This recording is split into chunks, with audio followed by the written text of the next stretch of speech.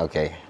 Jadi kemarin gue ada diskursus juga di antara semua diskursus gue 1 minggu ini, perdebatan dialektika 1 minggu ini yang pindah bidang. Salah satu yang paling rame ngomongin zero sum game-nya Bitcoin atau enggak, dan ya seperti biasa semua orang harus dikasih ruang dialektika ya, ruang untuk berbicara langsung gitu, karena itu yang lagi berusaha saya embrace dalam behavior masyarakat Indonesia, karena kan salah satu orang yang berpengaruh banget sama filsafat itu Socrates, itu metodenya juga ngajak orang untuk berdebat, berdiskusi segala macam. Dan saya terima kasih dengan apa yang Bapak sampaikan dan Bapak respon dan Bapak ucapkan gitu, yang mana itu benar-benar akhirnya bukan cuman orang-orang yang belajar bidang keilmuan sosum yang memahami bahwa obrolan itu penting dan keberanian yang luar biasa, kebesaran hati yang luar biasa untuk mengaku kekeliruan gitu, itu keren banget. Itulah yang bikin mengapresiasi sekali Bapak Gabriel Rey. Siap. Seorang pemilik exchange ya, yang nanti bisa thrift ya. Ya, thrift. Crypto Wave juga punya Bapak kan? Yes. Pokoknya kalau mungkin kalian nggak ada di market itu, mungkin kalian nggak mengenal beliau, mungkin. Tapi kalau kalian ada di market itu, pasti mengenal beliau ya, Gabriel Rey. Tepuk tangan dong teman-teman. Oh, thank you. Makasih banget udah datang, dan ya, mari kita berbicara lah. Jadi sebelum mulai kan seperti biasa tak kenal maka tak sayang nih. Jadi gue Gabriel Rey, buat follower Bang Ferry, salam kenal.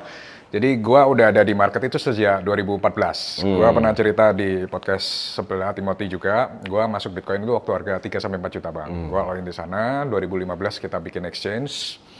Dan terus sampai sekarang saya masih actively trading dan juga mulai exchange, dan juga saya invest in Bitcoin heavily. Jadi kalau ditanya secara fundamental, gue ini investor yang fundamentalis bro. Jadi maksimalis Bitcoin ya. Dulu, sekarang udah. Tapi porto saya masih 95% Bitcoin. Dulu 100% Bitcoin malah. Gue dulu even di live ya bro, 4 tahun 5 tahun pertama gue nggak jual apapun. Only Bitcoin. Even Ethereum, nasabah gue minta, Kore tolong Ethereum, gue nggak mau jual. Only Bitcoin. Saking maksimalisnya.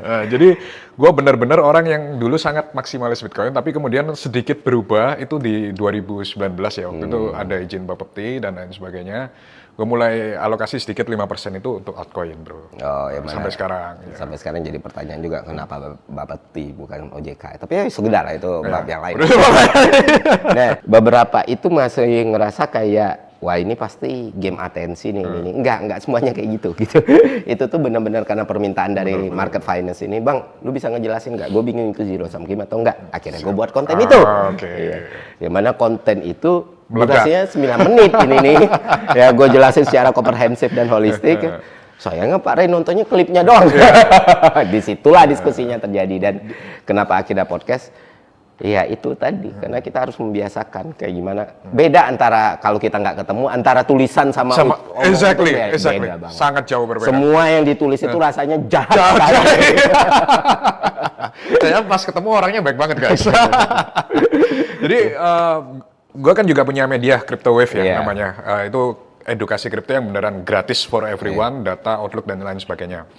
Dan di suatu saat waktu gue lagi scroll TikTok, sebenarnya bukan clippernya Crypto Wave ataupun clippernya Thrift. Ada clipper ya logo biru something, ngomongin, ada seseorang yang ngomong, terus langsung di-cut lu bilang, Bitcoin, Anda sedang memainkan Bitcoin is zero sum game. Cut.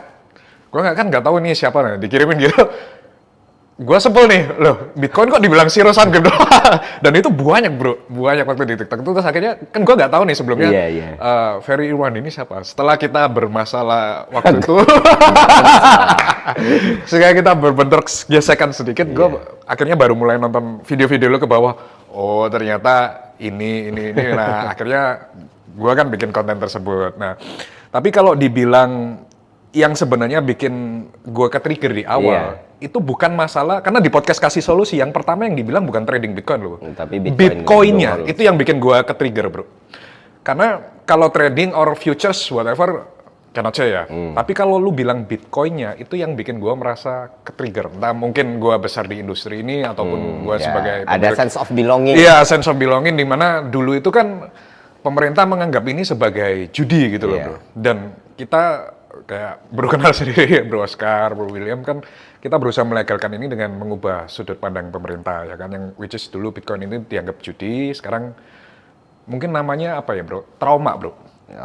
Jadi gua dulu itu sempat dicap bandar judi, bandar MLM, karena jualan Bitcoin. Oh, disamain Indraker, ya, disamain binomo. Iya, itu yang bikin orang itu mungkin yang baru di cycle ini mereka nggak merasakan apa yang gua rasakan bro. Gua udah pass through itu di tahun 2016, 17, 18 itu orang selalu ngatain Bitcoin itu judi. Jadi gua itu dulu terkenal jualan MLM bro. Ya, itu yang harus dibenerin sebenarnya. Mungkin follower harus tahu bahwa zero sum game itu bukan berarti judi ya bro. Iya. Nah, kalau itu gua bisa terima, tapi kadang orang-orang itu beranggapan bahwa zero sum game itu judi. Nah, itulah akhirnya kan saya nonton semua konten Pak Reddy, berusaha untuk memahami ini kemarahan dari mana ya. Betul. Ternyata dari nilai historical gitu. Dan sebenarnya dibanding denial zero sum game-nya, orang harus dikasih tahu zero sum game itu turunan konsep dari opportunity cost yang salah dipahami dan dielaborate sama orang. Opportunity cost itu esensi dasar dari ilmu ekonomi. Soal pilihan hidup kan. Mau sekaya apapun Pak Rey nggak akan ada di dua tempat yang berbeda gitu. Betul. Harus memilih satu gitu. Exactly. Nah, itu kan memilih satu min satu, nol. Berarti kan ada biaya pengorbanan yang dilakukan. Betul. Nah, sebenarnya salah kalau ngomong pure perjudian karena aspek sosial. Itu salah. Tapi ketika zero sum game kita harus ngebenerin nih definisi zero sum game.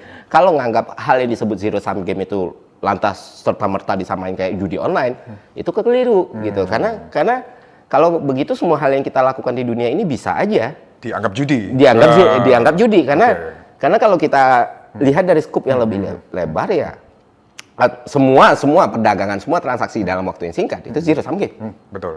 Iya ya, kalau kita ngomong ya, secara agree. hal-hal seperti itu. Jadi makanya yang harus kita benerin itu bukan term judi, bukan term zero sum game, Iya, tapi pemahamannya itu bukan judi. Iya, Nah, itu yang gua butuh sekali bro.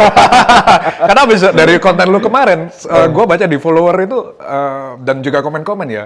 Nah bener kan kata gua, Bitcoin ini judi kan, jangan beli Bitcoin nanti Gabriel tambah kaya. Nah, itu yang keliru. Nah ini yang mesti dibetulin bahwa gua nggak mau stigma Bitcoin itu judi. Nah jadi makanya ketika ada itu ya of course trauma masa lalu itu terangkat lagi bro. Istilahnya kan kita dulu udah kena gini kan, terus dibagusin pemerintah. Diregulasi, kita udah jadi something yang istilahnya keren lah. Bitcoin sekarang punya Gen Z, punya milenial. Tiba-tiba stigmanya muncul lagi, ini zero sum game yang artinya judi, padahal ini bukan judi. Nah mungkin itu bro yang bikin reaksi itu.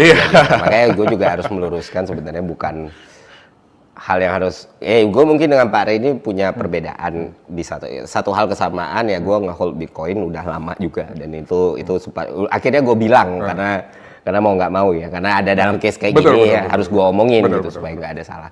Cuman yang di sini kalau gue punya pemahaman kenapa dari dulu nggak pernah gue educate, gue pun kalau ngomongin Bitcoin ngomongin makronya, nggak pernah soal marketnya. Jadi dampak kayak gimana ya, soal BlackRock kemarin juga udah tak jelasin store value-nya apa, kenapa orang shifting ke sini, kenapa the Fed turun segini, itu kan sudah berpengaruh. Nah sebenarnya kalau untuk kata Pak Rey ini kan tadi orang masuk dia tambah kaya. Kalau lu masuknya itu 1 triliun US dollar baru. Iya. Nah segitu market cap-nya udah segitu besarnya. Jadi kompleksitas yang ada dalam market itu udah segitu besarnya, sehingga tadi kayak kata Pak Rey itu sendiri gitu loh. Yang gue bahas di video itu juga bukan production-nya yang salah, tapi dia dengan segala kehusnuzon, prasangka baik. Ini orang pasti slip tang dulu. Karena dia bilang cost di situ. Cost itu nggak bisa. Harusnya proses production atau the whole ecosystem. The whole ecosystem, correct. Itu sih, itu yang perlu kita luruskan supaya kan nggak mungkin lah. Gue udah bilang, bahkan nuklir pun itu nggak bisa bunuh Bitcoin gitu. Exactly. Benar-benar kayak kecoa. Ini juga berarti supaya teman-teman tahu ya, Bro Ferry ini ternyata holder Bitcoin dari 2012, yang which is artinya dia orang kaya kan? Kebetulan karena dulu jadi bukan no Bitcoiners, karena kemarin ketika lu bikin konten, semua ini menyangka lu no coiners bro bahasa kita, tapi ternyata lu udah hold Bitcoin lebih lama dari gua berarti kan? Jadi ini ya udahlah gue ceritain sedikit ya bang. Dan sempat gue storyin juga tahun Bitcoin naik itu kan dibuat 2008 2009 mulai orang tahu populer, dan di era-era itu sampai 2012-an gue kan internet freak ya. Gue internet freak, gue pemain Dota 2 pertama nih di Indonesia nih. Jadi kita main itu Dota 2 beta waktu itu dapatnya dari invitation key dan semua transaksi pokoknya online. Terus gue jaga warnet di tempat teman gue. OP Warnet ya? OP Warnet. Dan jangan salah, judi online itu udah dari zaman Udah ada dari dulu? Udah dari zaman situ. Cuma gue nggak tertarik di situ. Nah, ada teman gue namanya Adi Saputra ini begitu bersemangat ngejelasin white paper Satoshi. Nah, dari situ kita bahas berhari-hari white paper yang 8 lembar, 9 lembar itu kan. Ini kemana ya arahnya? Dan karena kita sama-sama anak stan nih, kita ngelihat sama-sama sepakat, kita melihat ini nggak bakal jadi pengganti mata uang, ini bakal jadi komoditas. Betul. Dan once ini terjadi, meledak. Yes. Pasti meledak. Pasti. Nah, itu biasa mahasiswa udah ngomong yang benar, setelah itu di Kaskus naik trade manusia kadal gitu. Konspirasi manusia itu pernah denger gak sih? Zuckerberg ternyata manusia kadal. Wah, kita ngomong manusia kadal lagi.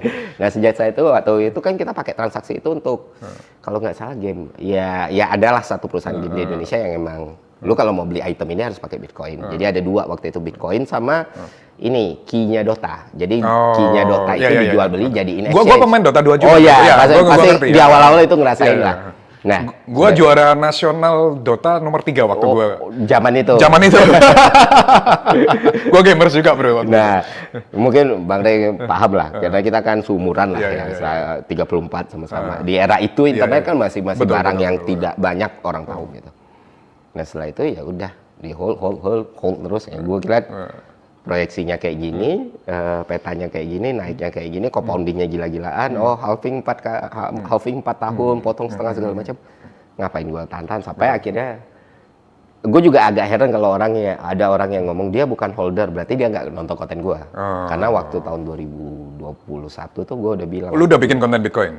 Gue bilang kayak gini, November 2021 itu perkisaran 68.000 sampai 70.000 tuh bisa ATH nih di sini gitu. Cenayang juga guys. Ternyata beneran. Nah, di situ pelepasan pertama. Yang kayak diomongin di podcast Timothy itu waktu itu kan lagi down banget, lagi bearish banget kan. Jadi yang gue bilang di podcast Timothy itu kita ngobrol sampai pagi di Gading itu. Karena gue nggak pelaku market, maksudnya gue nggak pelaku industri gitu. Gue tanya usulan Timothy ini, yakin lu namanya? Timothy ngasih langsung tuh jabaran proyeksinya ini, gue challenge ini akhirnya anjing bener juga ya gitu, gue masuk gitu. Di situ. Itu sebenarnya, cuman kenapa nggak pernah gue kontenin? Mungkin karena habit manusia, behavior society kita juga ya, karena memang bukan itu yang berusaha gue tunjukin. Karena gue ngerasa this game not for everyone. Itu pelaku gue sebagai orang yang ada di market, tapi kan orang di industri berbeda tentu melihatnya. Berarti kalau dibilang lu bisa beli Ferrari ya harusnya. Kalau lu bisa ikut klub car gue, kita morning run. Kalau sekarang enggak. Gue baru banyak habis duit bangun gedung di Jakarta Selatan. Jadi benar-benar. Apalagi nih? Oh, masih kurang nih duitnya. Gue jual ginjal kah? Kita collab deh, apa yang kita bisa bantu. Nah, kemudian yang bahas masalah mining, Bro. Kan of course yang mining kalau cost kita bilang negatif sum kan. Iya. Nah, tapi kan the whole proses ini bukan negatif. Iya. Berarti proses mining ini kan untuk membangun trust ya istilahnya. Nah, makanya waktu di konten itu gue bilang, yang lu retweet di masalah CZ itu. Metal flow. Iya, itu kan yang gue jelasin di konten gue.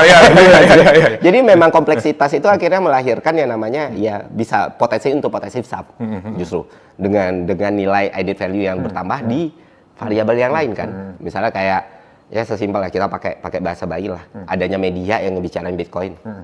Berarti kan added value, 0 tambah 1 nih, satu yang nggak gua trading sama lu, media membicarakan, media dapat endorse, akhirnya naik semua, gitu.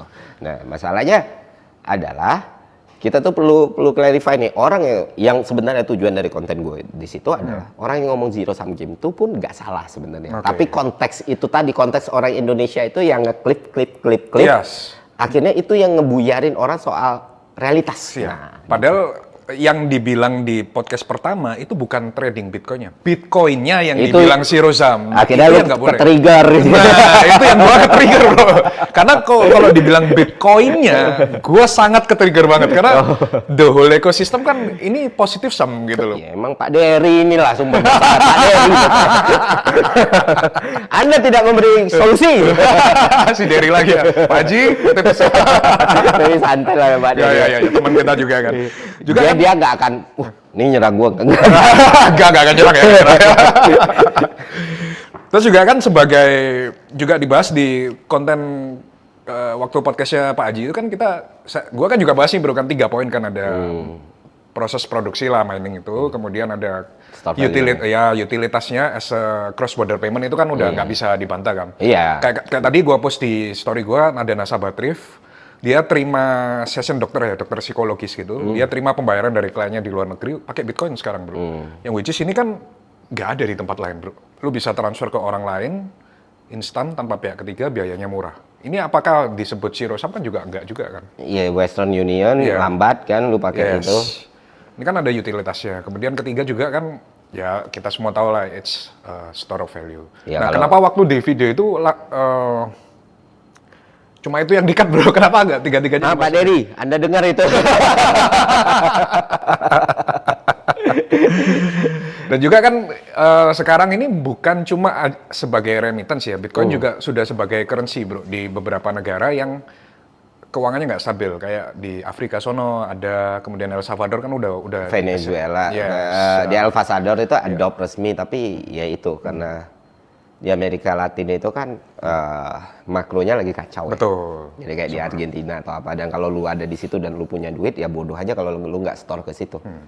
Karena kan lu perlu sistem yang borderless yang deregulate kan. Betul. Nah ini sebenarnya menarik nih bang soal Bitcoin, karena konsep Bitcoin itu sendiri itu pertamanya anti status quo kan. Betul. Lu ada fiat, ada bank sentral gitu. Kayak gimana nih deregulate, kayak gimana orang nggak perlu lagi ada orang yang kontrol gitu. Semuanya fair, blockchain itu fair. Blockchain itu fair, semuanya tercatat dan semuanya resmi. Nah itulah yang diharapkan Satoshi waktu itu. Tapi ya proyeksi yang Satoshi buat di white papernya, nggak yang Satoshi mungkin tidak perkirakan. Satoshi ini nggak tahu orang atau kelompok. Betul. Ya. Ternyata arahnya itu bukan sebagai currency, karena dalam white paper itu mereka ngedebak ini currency yang bakal hancur. Yes. Itulah yang sering dibandingin sama dolar kan. Jadi kayak orang-orang yang itu yang gue juga kritik adalah pelaku finance ini terapan hebat banget. Masalah kalian udah proving banget nih, kalian bisa nih gain added value dari sini dan segala macam. Cuman kadang backbone, karena kan orang berasal dari bidang ilmu yang beda-beda ya.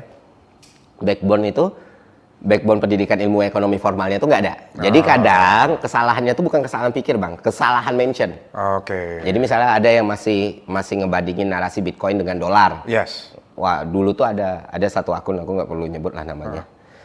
Ada akun Bitcoin kriptoannya juga dengan sangat percaya diri tahun 2023-2024. Dolar akan hancur. Itu udah nggak bisa nih, udah beda nih. Ekonomi itu berkembang terus, udah lain nih bentuknya. Ini udah nggak bisa lu komparasikan lagi dengan apa ya namanya, bahasa gampangnya, dengan kurs, dengan mata uang, dengan currency gitu. Ini udah jalan barengan nih. Memang saling mempengaruhi, tapi bukan beat the others gitu, bukan karena currency naik nanti Bitcoin mati, nggak kayak gitu lagi gitu. Lebih kompleks dari situ. Itu yang sampai sekarang tuh gue masih jadi devil advocate di dunia itu. Gitu. Kayak karena gue nggak punya apa ya, kayak lu kan punya sense of belonging-nya di situ ya, karena lu emang berjuang di situ, lu punya bisnisnya juga di situ. Betul. Karena gue ngerasa gue netral banget di sini nih. Ya. Jadi kadang ada orang yang anti Bitcoin tuh kecewa. Gue bikin konten waktu itu, gue bikin Bitcoin tuh kayak kecoa. Itu tahun lalu ya. Tapi kalau dibilang secara the whole ecosystem, ini apakah profitable, bro? Kalau lu lihat secara ini, karena ini gue ngomong ya dari based on data ya. Dengan harga sekarang itu semua miner untung, bro. Jadi istilahnya kalau di data matrix kan ada biaya miner proses produksinya ini lah. Nah ini dengan harga sekarang, semua miner itu diuntungkan. Terus kemudian kemarin juga ada chart ya, menunjukkan bahwa 99% orang yang pegang Bitcoin saat ini posisinya positif semua. Nah apakah dengan posisi ini masih bisa dibilang sesuatu yang jelek bro? Kalau untuk diri gue sendiri ya bang, ya tentu gue cuma bisa ngomong mewakilkan diri gue sendiri. Ya menguntungkan lah. Sangat menguntungkan kan kalau dihitung market cap-nya dari 2008 sampai sekarang orang gila yang bilang negatif. Itu yang market trust. Tapi kan kita harus ingat juga Bitcoin itu muncul itu kan dari trust-nya. Ini beda dengan konsep ekonomi. Konsep ekonomi digital itu kan merubah ilmu ekonomi secara keseluruhan ya. Betul. Pembentuk nilai itu akhirnya muncul dari hal-hal seperti ini. Trust the project, supply and demand, supply-nya tetap, demand-nya berubah-ubah. Jadi kan harga itu dibentuk dari situ. Kayak mungkin Ya selama orang masih ngerasa dia perlu instrumen lain yang bisa ngasih dia sekuritas. Dia mana dengan ekonomi sangat-sangat fragile ini dan sangat-sangat volatile ini, jadi ya wajar memberikan keuntungan karena jaminan-jaminan itu kan ada. Kalau kita lihat yang kemarin postingan lu kan yang 9 menit itu gue lihat ada meta-call flow-nya kan, di mana nilai sebuah jaringan kan berbanding lurus dengan penggunanya kan, yes, di kuadrat. Nah, istilahnya semua itu kan about trust. Contoh bro, Malaka Project kalau nggak ada Bro Ferry, valuasinya nggak akan tinggi. Betul. Karena orang melihat ini ada Bro Ferry di dalamnya, ya kan. Jadi kalau misal Bro Ferry nggak ada nih, belum tentu valuasi Malaka Project setinggi ini. Iya. Karena kenapa? Itu udah ada trust-nya kan. Nah itu juga sama yang terjadi di Bitcoin bro.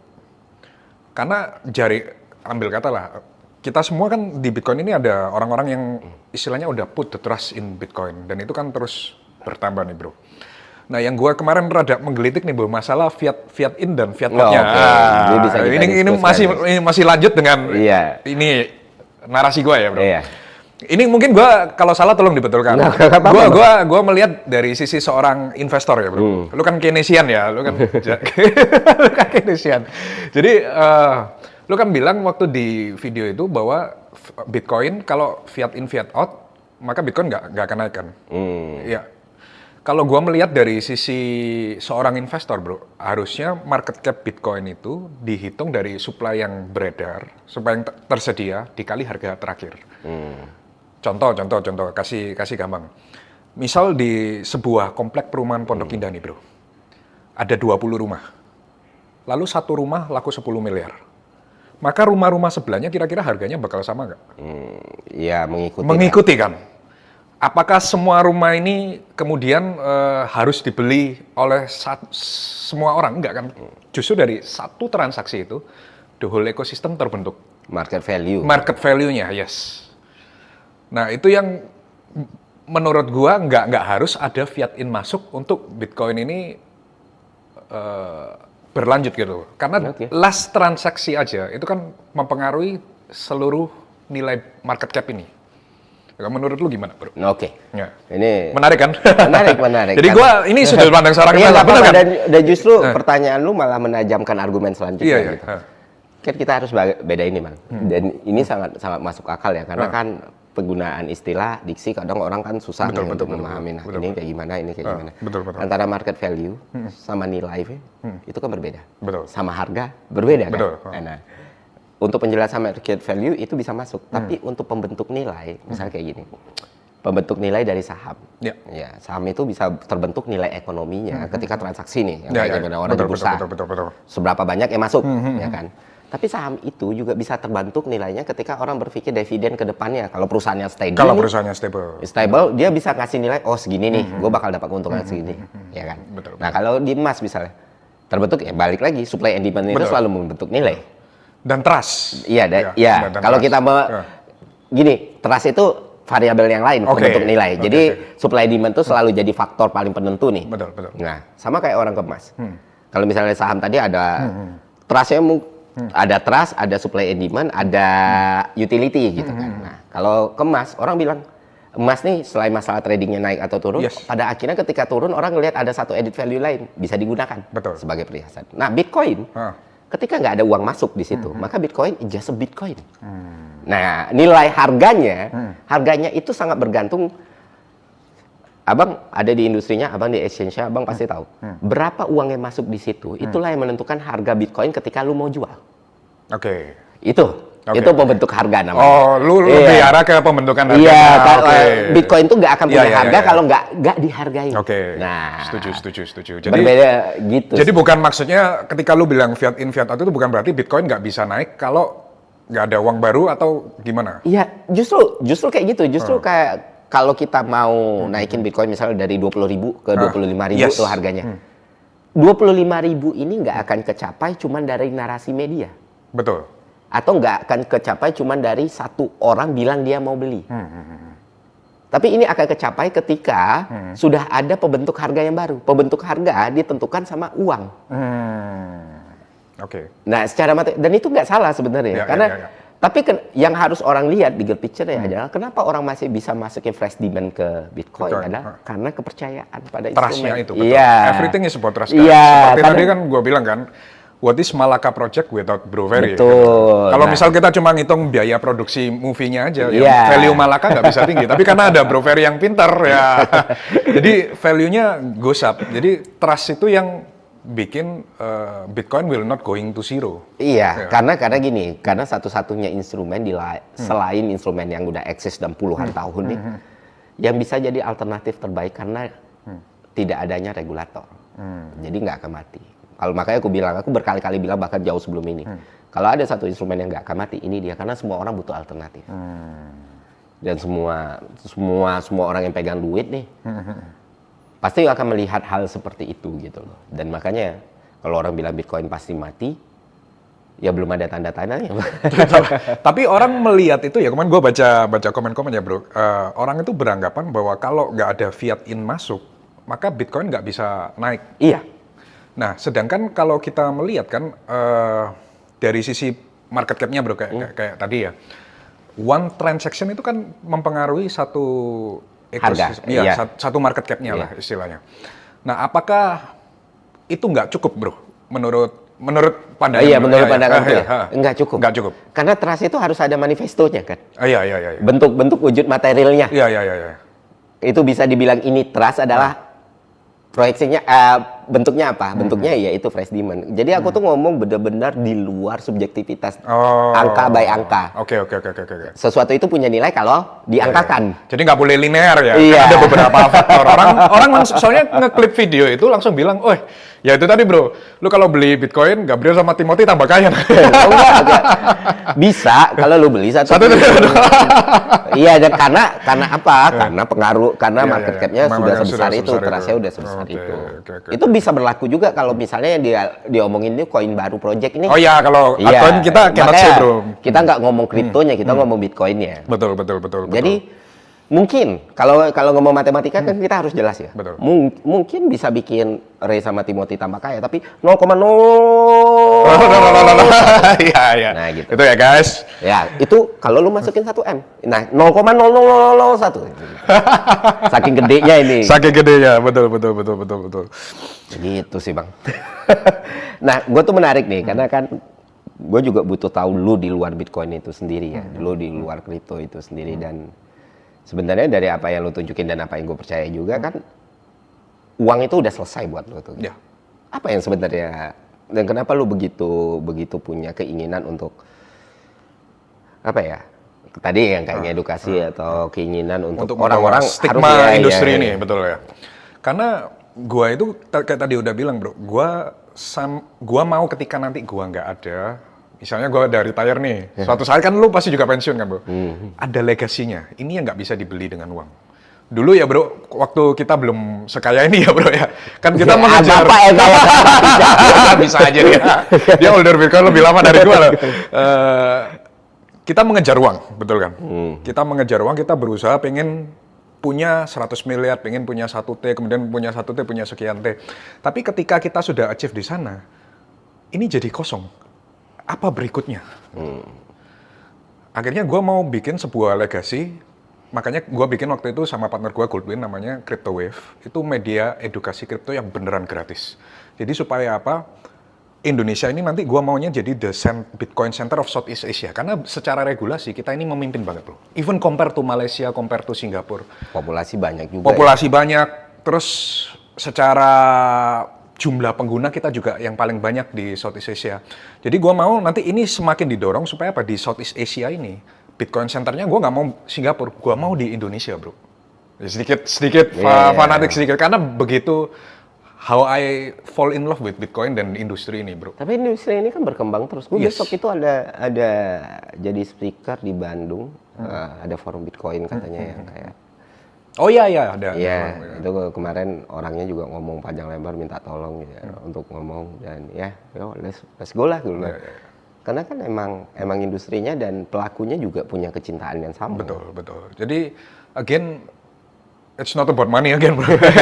Kalau mungkin orang ngelihatnya naif ya, tapi ketika lu sudah ada di level itu, legacy itu sangat penting. Iya nggak bro? Karena gue melihat hal seperti itu sih. Kenapa Bitcoin itu jadi sesuatu yang gue put the trust ya. Karena balik lagi, ini mungkin jadi bridging bang. Kenapa setelah diskusi sama lu, gue langsung lompat ke hal yang kayak kutub utara, kutub selatan. Dua orang yang nggak akan bertemu, dua kelompok yang nggak akan bertemu nih. Ya kan kelompok lu, Timothy, lu tahu kan yang gue define kelompok itu apa gitu. Orang-orang super kaya ini sama. Jadi sebenarnya kan Satoshi itu punya pemikiran deregulasi itu atau sistem yang tidak ada penguasanya. Sistem yang egaliter itu adalah semangat leftist atau semangat sosialis yang dibikin sama Marx gitu. Dan juga sedikit pembetulan, Bang. Kemarin itu ketika lu bikin konten itu, banyak orang TradeVi, Bang, bilang Bitcoin itu bukan perusahaan, jadi nggak bisa divaluasi secara seperti saham. Iya. Nah, ini sudut pandang gue ya, kalau salah mohon dibetulkan. Gue melihatnya seperti ini, Bitcoin ini Bitcoin di tengah. Terus kemudian ini ada berbagai macam ekosistem di sekitarnya. Contoh miner, kemudian ada exchange seperti Thrift ya kan, kemudian ada bursa, ada kustodian. Contoh kayak kemarin di Indonesia kan ada bursa kripto yang melakukan IPO, akhirnya mereka punya saham, punya dividen, punya cash flow, yang which is ini ada karena Bitcoin ada. Nah, apakah dengan ini bisa dibilang Bitcoin masih nggak bisa divaluasi seperti sebuah perusahaan? Nah, ini masuknya menarik nih bang. Betul nggak bro? Karena orang kemarin ketika lu post konten itu, si orang-orang TradeVi langsung ikutan nimbrung bro. Ikutan nimbrung bahwa Bitcoin ini bukan sebuah perusahaan. Padahal gue melihat ekosistem ini terbentuk. Nah, contoh ketika exchange seperti Thrift, ini kan juga ada karena Bitcoin. Nah, ketika ada orang bertransaksi, Thrift membuka lapangan pekerjaan, bursa membuka lapangan pekerjaan, juga influencer kripto, kemudian kelas-kelas kripto, itu kan membuka lapangan pekerjaan, kita setor pajak ke negara. Terus ada juga yang kayak tadi kan Coinbase di luar juga sudah IPO, mereka keluar saham, bayar dividen, bayar pajak, yang which is harusnya kan bisa divaluasi walaupun Bitcoin-nya sendiri bukan perusahaan. Ini kan istilahnya mengikut di sekitarnya. Okay. Menurut lu gimana, bro? Ini gue jelasin jadi mungkin agak panjang. Aman, bro. Ini juga menjawab kenapa dari pembahasan Bitcoin gue langsung lompat ke pembahasan filsafat yang gue bilang berbeda spektrum sekali gitu. Maksudnya gue punya hipotesis pelaku kayak Bang Ray ini atau Timothy segala macam itu nggak terpapar tuh yang namanya das kapital, nggak terpapar tuh konsep Marxis seperti apa, kiri kanan ideologi spektrum nggak ngerti. Kebanyakan seperti itu. Kalaupun ngerti ya dasar yang ada di semua ini internet. Sedangkan mereka itu bisa paham banget, tapi nggak tahu how the market works. Iya.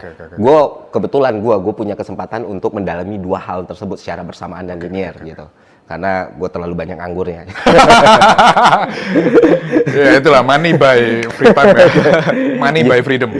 Jadi di tahun 2008-2009 itu konsep Bitcoin, konsep blockchain, yang semua hal yang kita kenal sekarang itu berbarengan dengan naiknya neo-Marxis di US, left wing, right wing itu juga beda-beda ya. Jadi mereka nilai lah, kayak mereka ngelihat orang-orang pertama yang ngeproyeksi, oh ternyata konsep Marx itu punya konsep gini bang. Dunia itu setelah feudalism, kapitalism, sosialism, komunism. Tapi yang Marx tidak perkirakan adalah kapitalism itu berkembang dan adapt sehingga dia nggak bisa mati. Akhirnya keluarlah yang namanya welfare state, keluarlah semua bentuk-bentuk hal seperti ini. Dan Marx nggak berpikir bahwa ekonomi digital akan jadi seperti ini. Walaupun pengikutnya akan melakukan cocok logi gitu ya. Tapi sebenarnya sampai akhirnya sistem blockchain dan Bitcoin ini lahir. Oh ternyata bisa sistem skala internasional dibuat tanpa penguasa.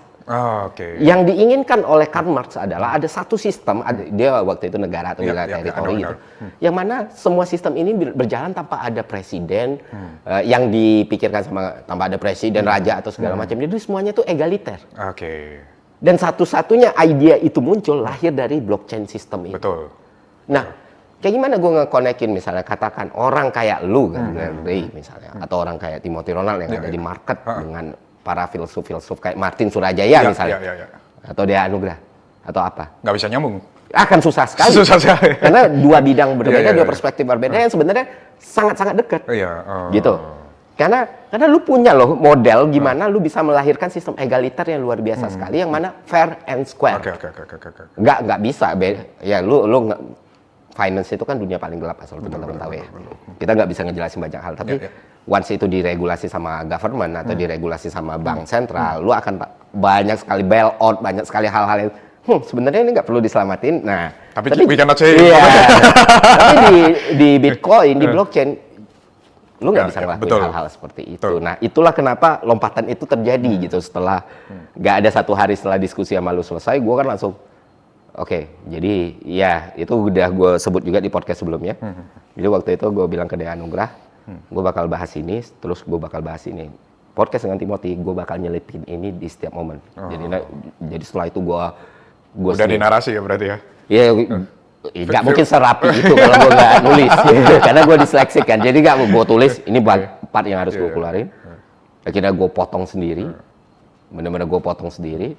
Ada clipper yang naikin, gue up, wah potong 2 hari belum naik. Tau nggak yang gue lakuin? Gue iklanin. Lu sampai iklanin sendiri? Jadi nggak mau semua audiens di market crypto itu di dalam waktu yang dekat mereka terpapar filsuf itu ya. Dan mereka yang ada di dunia filsafat itu terpapar blockchain system itu seperti apa? No one can do that.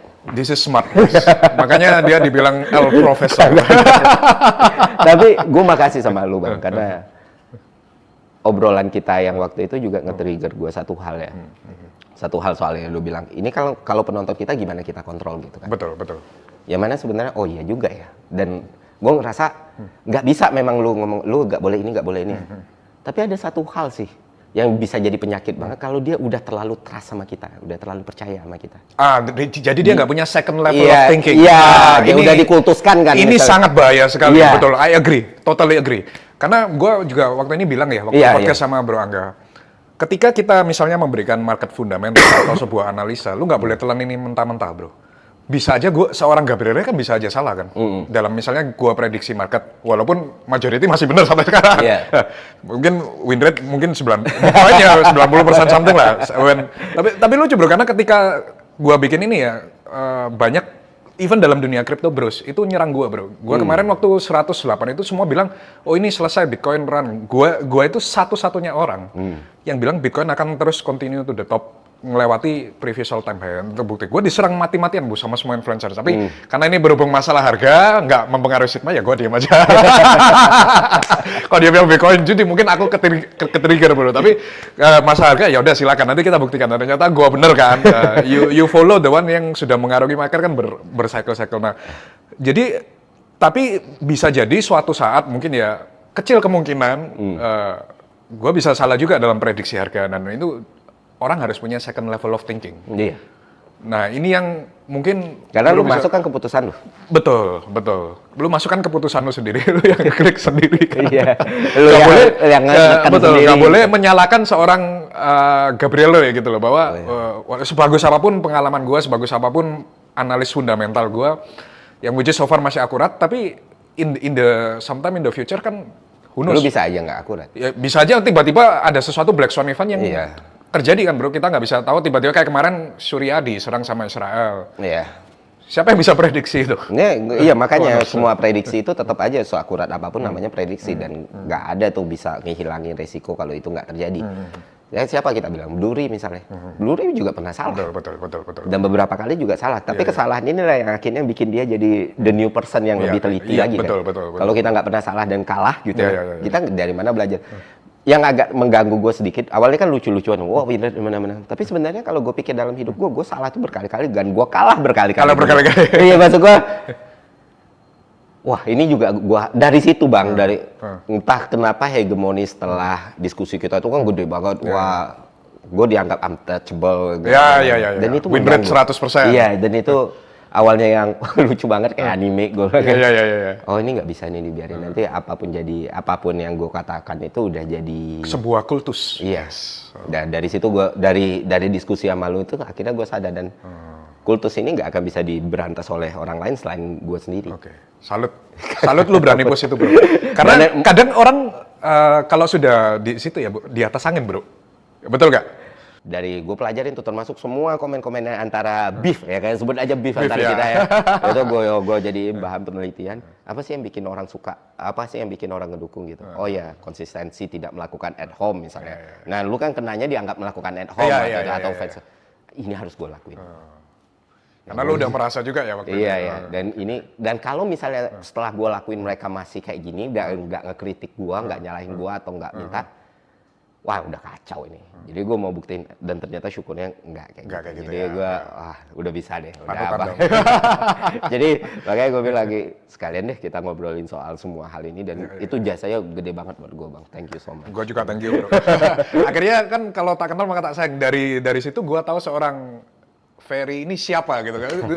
Gue sebelumnya karena nggak tahu, bro, karena gue kan cuma ngeliat klip-klip yang logo biru itu, terus kemudian gue ke-trigger, baru setelah kita chat, gue nontonin podcast-podcastnya, oke, ini Mas Akal ini harusnya make sense, ini orang pinter.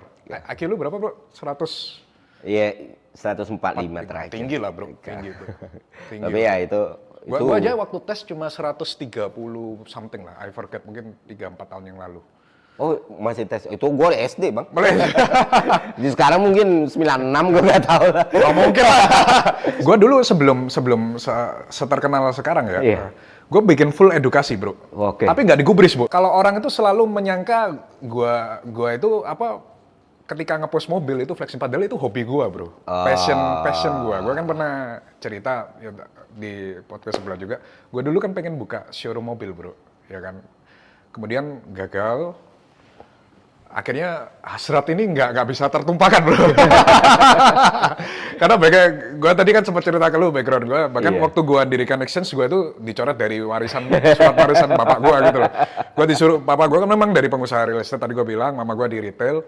Mereka istilahnya kan old money gitu kan. Gue ketika bikin Exchange, apa ini bahasa Jawanya kan, apa ini gitu loh. Gue kan waktu itu disuruh kasih pilihan kan, lu nerusin usaha orang tua, atau dicoret dari warisan, atau bikin Exchange. Nah, akhirnya ketika gue memilih jalan my own path dan kemudian udah punya pelurunya, nah passion ini akhirnya baru bisa disalurkan, bro. Karena sebelumnya kan nggak bisa minta bokap nggak dikasih, minta ini nggak diberikan ya. Jadi kalau orang ngepost sebuah hobinya, ya itu bukan flexing, kita enjoy. Kayak lu post jersey lu kan? Iya, jersey. Kan juga ini kerja keras, semua legal. Bahkan di KPP gue salah satu pembayar pajak terbesar, bro. Oh, jadi kan masuk ini ya, KPP Pratama ya? Iya, jadi Madya, oke. Iya, jadi kan ya kalau orang pajaknya nggak bersih, nggak mungkin dong berarti masih sosmed, bunuh diri namanya. Jadi ya gue post karena gue merasa ini hasil kerja keras gue kan. Juga gue pernah bilang kan, gue I have no other hobby, bro. Jadi memang mobil, trading, ngurusin bisnis. I don't drink, I don't party, dan I don't smoke as well. jadi ya it's just a hobby, memang passion gue di otomotif, bro. Nah, kalau gue kasih masukkan sebenarnya supaya hal itu bisa orang segregasiin, orang bisain, oh ini nggak lagi pamer, tapi memang lagi menyalurkan hobi. Lu harus lebih detail itu. Lalu collab dengan Fitra Air itu kan bagus ya. Review mobil bagus. karena gue ketika ngomongin jersey, ngomongin bola itu gue sebagai penikmat. Gue juga kemarin kan Jesco waktu datang, tahu Jesco ya, yang mobil merah yang itu kan bukan punya gue deh, tapi teman-teman klub gue pinjem buat review, bro. Saking gue senengnya ngelihat mobil ini, walaupun ini bukan punya gue nih, gue review nih akhirnya. Padahal lu bukan punya gue, tapi gue seneng aja gitu. Tapi lu emang suka banget dengan sport, hyper, gitu-gitu ya? Memang passionnya di sana, bro. Gak bisa. Kan laki harus punya hobi, bro. Iya. Kalau Jejo kan sukanya dia jadi GDM. Iya. Kalau dia suruh beli lampu bisa benernya. Duduknya nggak enak. Gue duduk 911 tuh nggak enak. Itu lagi, bro. Yang kemarin menarik ya, dari konten-konten lu yang kita saling cross beda pendapat. Itu gue banyak ilmu baru loh, bro. Salah satunya yang menggelitik itu ya, bro. Orang-orang itu selalu komen, mungkin di industri lain nggak applicable ya, tapi kalau di industri finance, menurut lu nih, bro, apakah orang yang pintar di finance pasti kaya atau enggak? Oke, ini ada penelitian jurnal ya. Ini jurnal ini makasih banget Bang lu nanya ini. Ini karena justru dari konten yang kita cross itu banyak ilmu baru yang gue juga pelajarin, bro. Dan syukurnya waktu itu The Economist sempat bikin konten ini juga. Jadi kalian lihat di channelnya The Economist, dia lebih bisa ngejelasin. Oke, bahasa bayinya gini. Kecerdasan, intelektualitas itu punya peluang yang sangat besar untuk menuntun lo menuju kecukupan hidup. Oke. Ya kan? Nah, terus? porsinya itu bakal terus declining atau berkurang ketika kecukupannya itu naik. Misalnya, simpelnya kayak gini. Paham. Orang yang pintar untuk punya 100 juta atau 1 M, gampang. Betul. 90% kalau otaknya bekerja dengan benar itu mudah banget diraih. Exactly. Nah, ketika 1 M menuju 50 M, faktor kecerdasan itu posibilitasnya yang dari 90% itu berkurang jadi katakan 50%. Itu karena comfort zone atau kenapa? Nah, gini, karena ada penelitiannya. Jadi kayak misalnya 90%, awalnya tuh 90%, luck-nya 10%. Nah, luck-nya itu makin tinggi nih. Terus? Faktor kecerdasan makin menurun. Dari 1 M ke ini, misalnya kayak dari 1 M ke 50 M itu 60% nih. 60%, faktor luck-nya 40. Nah, 50 menuju 500 misalnya, 500 M. Nah, dari sini, udah kekayaan level ini, kayak kalau kita bagi kesejahteraan 4 level, itu udah luck yang ngaruhin. Daripada kecerdasan. Nah, lebih tinggi lagi.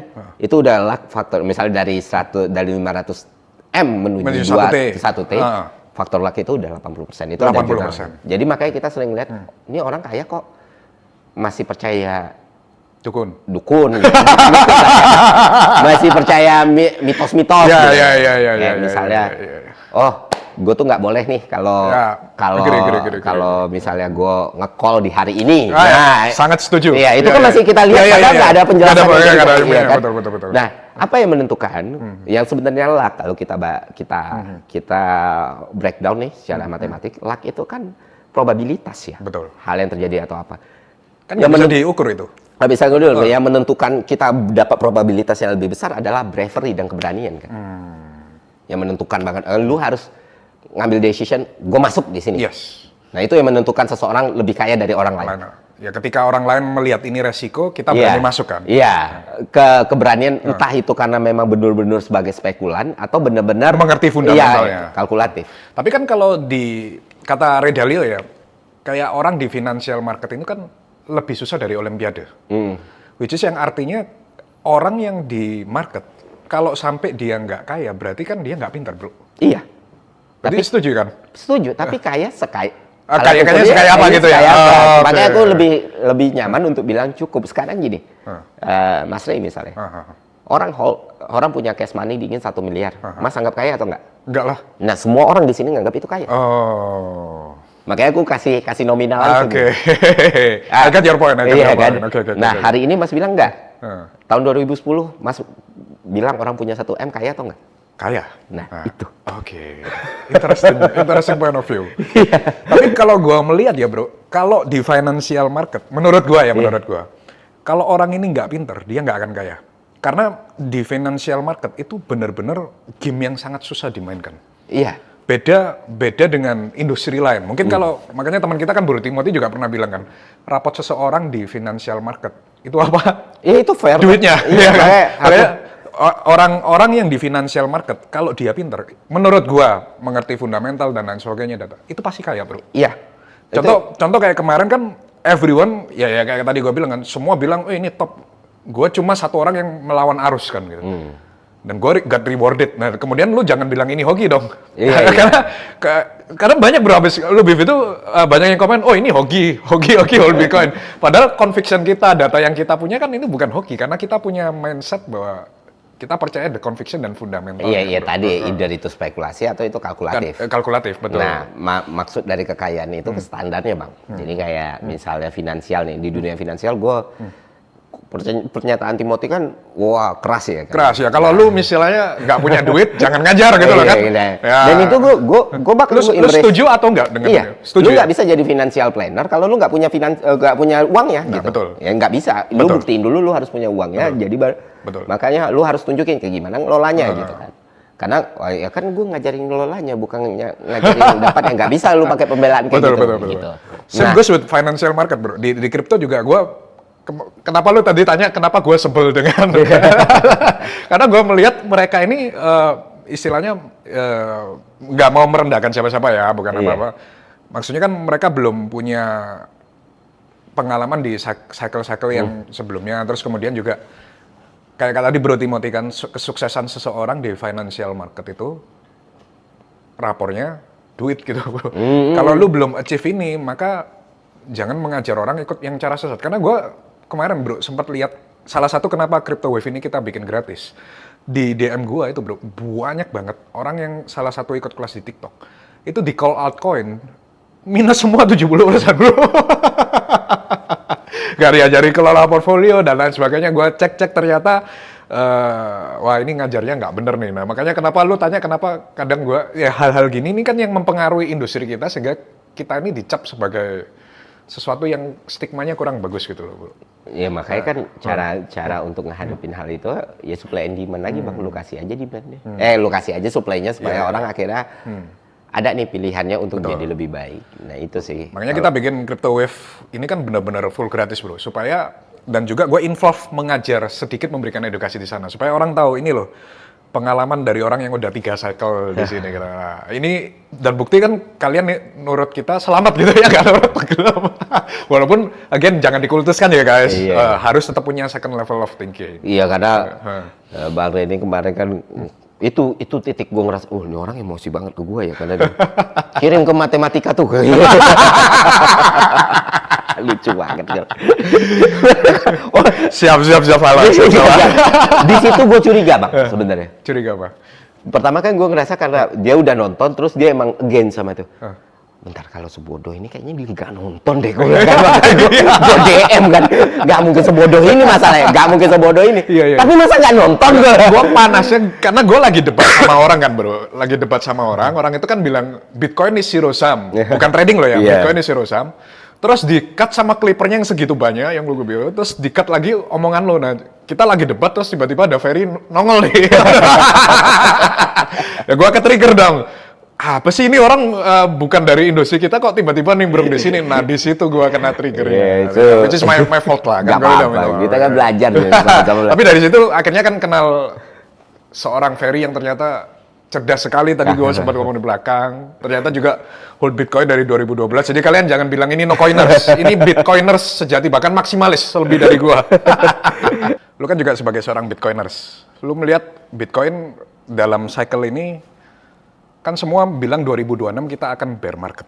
Ya kan? Lu lihat sendiri sebagai seorang matematika. Nah, tadi kan gue udah bilang. Mungkin kan tadi di belakang bro. Ini kan di kamera bro. Sampai Q2 bullish. Q2 bullish. Q2 2026 ya? Target price lu berapa? Waduh, nggak bisa tak bilang bang. Bahaya. Disclaimer dulu.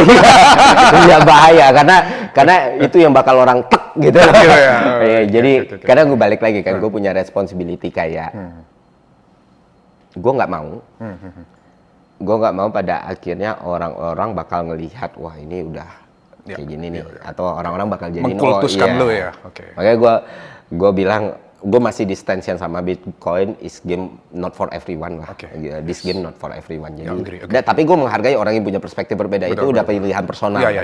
Makanya sampai sekarang gue nggak pernah masuk dalam analytical seperti itu. Tapi kalau debat dibawa di dalam kamera atau apa, diskusi sampai panjang tuh, itu sering banget gitu. Bahkan gue tuh kayak, gue tuh banyak hal yang dalam dunia finance ini sebenarnya naratif aja, gimmick aja ini mah ya. Ada lu ngerti lah ini mah lawannya fundamental apa gitu. Ini correct me if I'm wrong ya. Berarti gue share pendapat gue ya. Kenapa gue merasa in this cycle is different, bro. Kalau gue salah mohon dibetulkan. Mungkin lu sebagai seorang matematika atau lainnya, satu kan kita melihat bahwa perusahaan-perusahaan seperti Seller, kemudian ada Metaplanet, ada 21, nggak tahu yang udah nonton podcastnya Crypto Wave atau belum, mereka ini kan menggunakan berbagai macam cara bro untuk membeli Bitcoin. Contoh kayak Seller itu mereka nggak pakai leverage bro, mereka cuma menerbitkan saham baru, dan juga ada yang namanya preferred stock. Jadi mereka itu istilahnya bahasa awamnya gini, gua kasih lu sebuah opsi nih, kalau misal harga sahamnya segini, maka surat utang ini boleh diubah menjadi sahamnya Strategi. Yang kedua, dia juga memberikan semacam bonds, surat utang dari Strategi, yang punya bunga sekitar, if I'm not wrong, itu sekitar 10% bro. Jadi dikasih nih ke orang luar, lu beli bonds gua boleh kasih lu bunga 10%, kalau gua bisa bayar, gua bayar, kalau gua nggak bayar, gua nggak bayar. Nah akhirnya dari situ dia dapat duit banyak, dibelikanlah Bitcoin. Jadi dia nggak punya liquidation point, bro. Nggak punya harga yang membahayakan dia. Karena at any time, dia bisa issue saham baru, dia bisa melakukan kungfu baru untuk membeli Bitcoin. Yang which is, I think ini bawa uang dari TradFi ke Bitcoin. Dan ini nggak cuma berada di seller, ini diduplikasi sama berbagai perusahaan lain. Mungkin kalau nggak salah ya data gue ini ada sekitar 125 perusahaan, bro, yang melakukan kungfu yang sama dengan seller. Nah, dari sini kan gue melihat aliran uang masuk ke sini ini udah beda dengan cycle sebelumnya. Ini bukan lagi seorang retail yang bermain nih, ini Wall Street dan duit-duit institution yang masuk ke sini gitu loh. Belum kita ngomong BlackRock memang bukan yang beli ya. Gue bilang ini di podcast kasus solusi BlackRock ini kan semacam bukan hedge fund ya, reksadana lah bahasa awamnya ya. Yang dia memanage itu dan which is dalam klien-klien mereka kan ada family office, orang pintar dan lain sebagainya yang membeli Bitcoin. Istilahnya mereka kan, kita tahu smart money ini ketika memutuskan sesuatu kan nggak dengan cara yang gampang kan, bro. Maksudnya they do research, they do any kind of thing lah sebelum mereka memutuskan masuk. Dan dengan hal-hal seperti ini, gue melihat di cycle is so different. Gue diserang di komunitas gue sendiri, bro, waktu gue bilang ini. Terus ketiga, gue yang melihat, bro, ini fundamental ya, kalau I'm wrong, kan Powell udah diancam sama Trump, lu tahu sendiri bahwa either Powell mengundurkan diri atau dikasusin kan, istilahnya kan begitu. Berarti kan kita akan melihat suku bunga ini 1% dalam waktu dekat. Dan 50% kekayaan Trump itu di real estate. Yang which is saya pernah bilang bahwa real estate itu sangat terpengaruh penjualannya sama suku bunga. Ini setuju nggak, bro? Sampai sini. 2008 kan CDO, credit default swap, ya itu semua. Jadi istilahnya gini, orang kan beli rumah rata-rata itu kan pakai nyicil kan, bro. Jarang ada orang beli rumah ataupun whatever real estate beli secara cash. Jadi ketika suku bunga tinggi, otomatis penjualan real estate-nya Trump ini kan turun. Iya.